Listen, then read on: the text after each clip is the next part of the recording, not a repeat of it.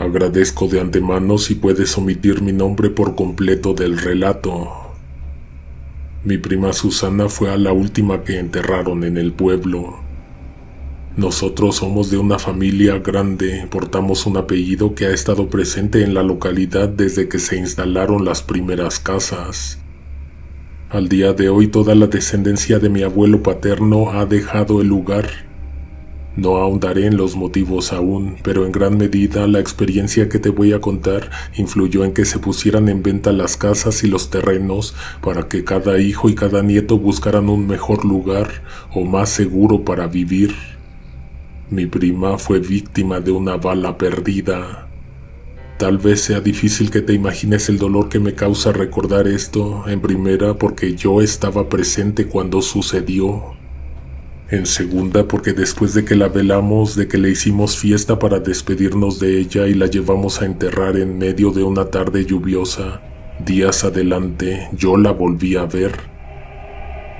En carne y hueso se apareció frente a mí y me dijo cosas que jamás olvidaré. Nuestra casa tenía 3 piezas, 2 de ellas eran recámaras, la de mis padres y la que compartíamos mis hermanos y yo. Ahí no había puertas más que la que daba al patio, pero esa casi nunca estaba cerrada, ni siquiera en las noches, especialmente en las temporadas de mucho calor. Susana y mis tíos vivían en el mismo terreno que nosotros, solo que en otra casa que estaba a unos metros de distancia.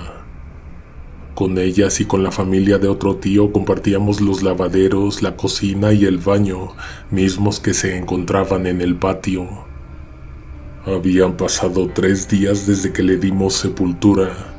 Aún puedo sentir en algún lugar recóndito de mi cuerpo los remanentes del luto que le guardé. Recuerdo bastante bien que durante ese lapso de tiempo no podía pasarme ese trago amargo.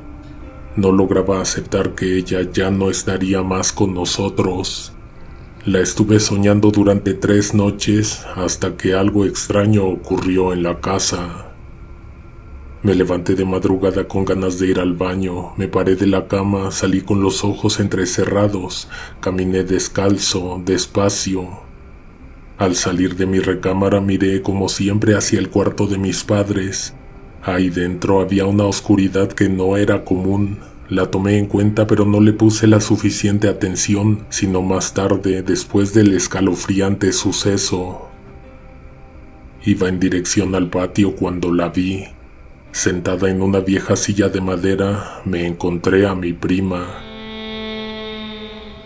En el justo momento en que noté su presencia, nuestras miradas se encontraron. De tan solo imaginarlo, puedo volver a sentir una misma gota helada recorriendo mi espalda. La poca somnolencia que nublaba mi mente se esfumó en un instante. Abrí los ojos y tragué mucho aire pensando que había sido una súbita alucinación, solo que no lo era. Susana se encontraba frente a mí, como si hubiera estado toda la noche esperando a que yo me levantara.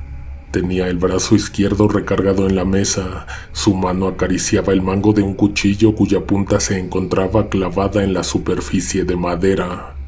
Me dijo que sabía quién la había matado. Al escuchar su voz volví a sentir sudor frío. Después de eso, ella se quedó callada, despegó el cuchillo de la mesa y se lo llevó a la frente. Lo que veía en ese momento parecía algo extraído de una macabra pesadilla. No sé si a ti te ha pasado algo similar, pero en momentos como ese el cuerpo experimenta horribles sensaciones. Quién sabe qué las provoque, pero el susto me causó parálisis, se me secó la boca, me empezaron a temblar las piernas y a hormiguear las manos. Mientras ella hurgaba con la punta filosa del cuchillo el horrible agujero que tenía en la cabeza, también pude escuchar llantos y sollozos provenientes de los cuartos donde dormían mis padres y mis hermanos. Proferían gritos ahogados como si estuvieran teniendo los más horribles sueños, de aquellos donde no se puede despertar. Hubiera querido correr en cualquier dirección, pero seguía sin poder despegar mis pies del suelo. Mi prima devolvió el cuchillo a la mesa y entonces con sus propios dedos empezó a buscar dentro de la herida. Extrajo la bala perdida, la levantó por encima de su mirada muerta y luego la lanzó hacia el frente, hacia mí. Lo que cayó al piso cerca de mis pies no fue una bala, sino una piedra pequeña. Miré hacia el suelo para apreciarla. En eso escuché la voz de Susana decir que había sido Juancho quien disparó aquella tarde. Levanté la vista de inmediato, pero ella ya no estaba. Poco a poco fui cobrando el control de mi cuerpo y entonces me pude mover. Primero caminé dando pasos hacia atrás, mirando el espacio vacío que había dejado la reciente aparición. Mis hermanos estaban despiertos, mis padres también. Todos concordaban con que momentos antes de abrir los ojos habían tenido pesadillas. Lo que no recuerdo es en qué momento me agaché a recoger la piedra que había caído a pocos centímetros de mis pies.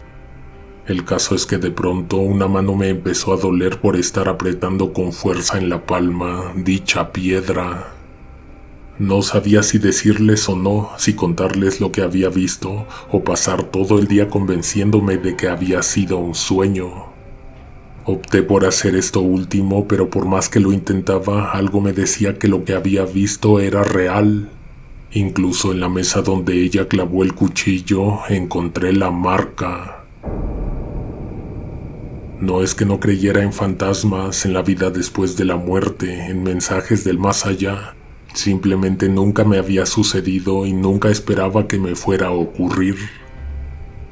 La siguiente noche desperté con las manos llenas de piedras. Al abrir los ojos escuché a mis hermanos llorando, los miré de reojo, se revolcaban en la cama, tenían los párpados cerrados, sufriendo dentro de una pesadilla de la que no podían despertar. Lo único que yo no podía hacer era moverme. Solamente podía sentir que estaba apretando la mandíbula y haciendo rechinar los dientes. También mis manos apretujaban las piedras, lo cual era doloroso, pero a la vez una manera de saber que estaba despierto, que eso no era un sueño. Mi prima volvió a aparecer, esta vez frente a mi cama. Tenía los brazos apoyados en el barandal de latón. La piel de su cara se veía aún más pálida que el día anterior, sus labios grises y secos. No vi que se moviera su cuerpo, pero aún así ella se acercó. Su rostro se despegó y lentamente se movió a la derecha y luego avanzó hasta posarse cerca de mi oído. ¿No vas a decirle a mi papá que vaya a matar al Juancho?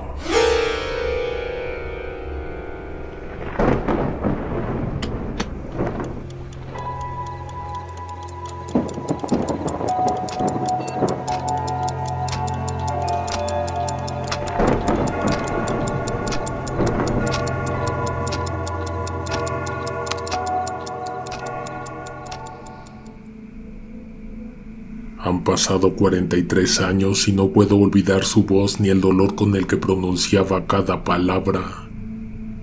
Se sintió como si ella tuviera que juntar fuerzas para hablar, para hacer subir el aire por la garganta y que saliera por su boca.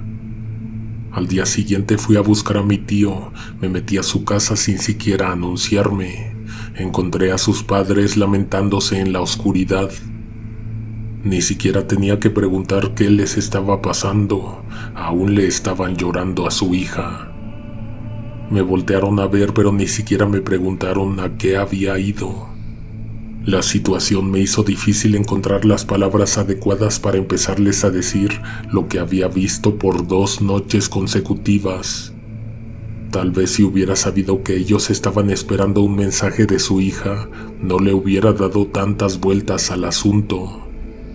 Cuando pronuncié el nombre de Juancho, a mi tío se le puso la cara roja. Se levantó de la mesa, se secó las lágrimas y se salió de casa. Casi de inmediato escuchamos que abrió la reja del terreno, salió y de un aventón la azotó de vuelta. Minutos adelante, escuchamos 3 plomazos. Mis tías, mis papás, mis primos, también los vecinos salieron de su casa y se asomaron hacia la calle. El papá de Susana venía doblando en la esquina, como has de imaginártelo, en la mano traía un arma. Entró al terreno, se dirigió a su propia casa y en esta se encerró con su esposa. En menos de una hora, ambos ya estaban listos para huir. Les dijeron a mis padres a dónde iban a ir, también les dijeron que pronto regresarían. El caso es que jamás en la vida los volvimos a ver ni a saber de ellos. Un poco más tarde, unas personas se presentaron ante las rejas del terreno, forzaron su entrada, venían buscando a mi tío. Mi padre y uno de sus hermanos intentaron evitar que se hicieran paso al interior, pero ellos solo tenían machetes, mientras que los intrusos venían mucho mejor armados. Destruyeron las cosas que mis tíos, los papás de Susana, dejaron y luego incendiaron la casa.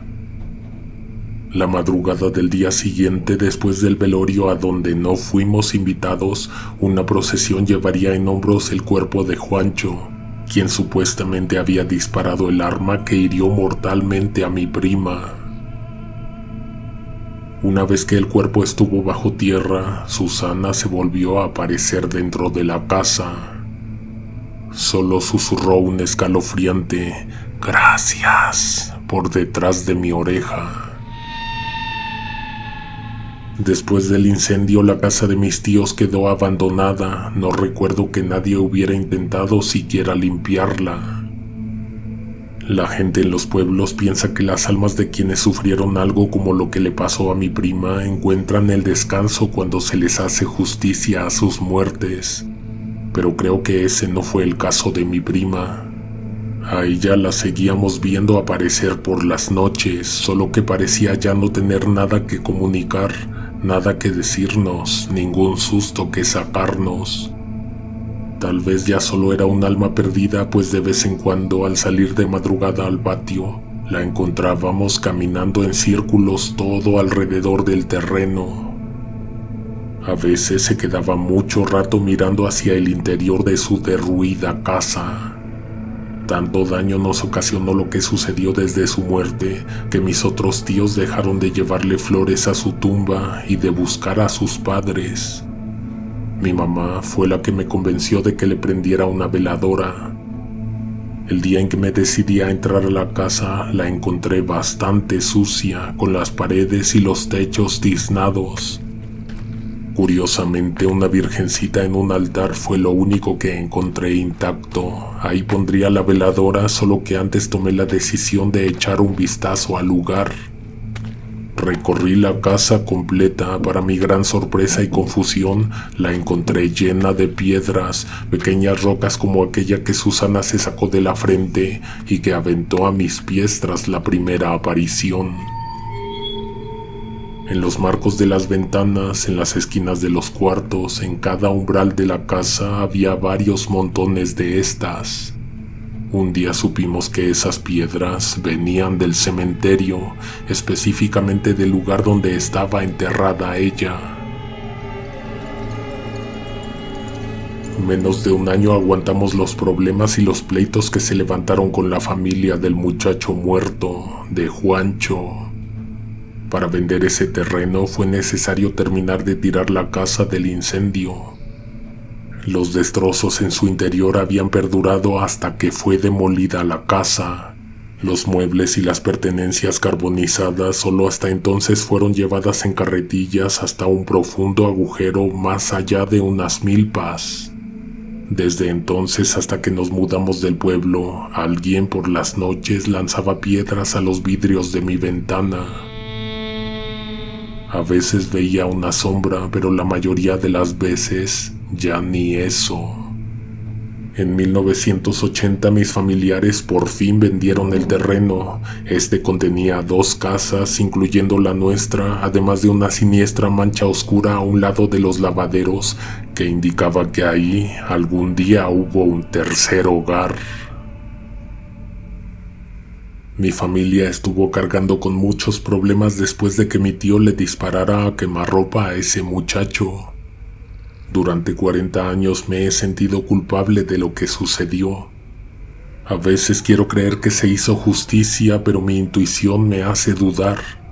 Hubo noches en que la única pregunta que me mantenía despierto era ¿cómo supo ella quién había disparado el arma? Divagando entre recuerdos, trato de buscar en mis memorias que cada vez se hacen más borrosas y lo único que me viene a la mente es que ellos dos se conocían bien, Susana y Juancho. De hecho, según recuerdo, ella y ese hombre habían estado saliendo, pero luego algo pasó y él no la volvió a buscar. Cuando Susana murió, tenía el corazón roto. A lo mejor me tacharás de loco, pero tengo la teoría de que mi prima tal vez solo volvió para llevárselo, para tenerlo consigo en muerte, ya que no lo logró en vida. A mí me queda claro que mi prima no obtuvo nunca el descanso. Como te digo, esto solo es mi manera de ver las cosas. Podría estar equivocado, pero si no es esa, ¿qué otra explicación crees que podría tener? Es por esto que no te comparto el nombre del pueblo ni los apellidos de mi familia, porque tengo la sospecha de que mi tío lo obligó a confesar que él había disparado al aire. Nosotros no hemos podido regresar al pueblo ni siquiera a visitar a nuestros muertos. Una persona que era cercana a mi madre hasta hace aproximadamente unos 12 años todavía mantenía contacto con nosotros. Decía que de vez en cuando aparecían flores en la tumba de mi prima. Lo más probable es que haya sido mi tío, su papá. También nos decía que de su tumba se seguían robando las piedras. Han pasado tantos años, pero de hecho me acordé de la historia de mi prima porque hace poco alguien vino a aventar piedras a la ventana de mi departamento.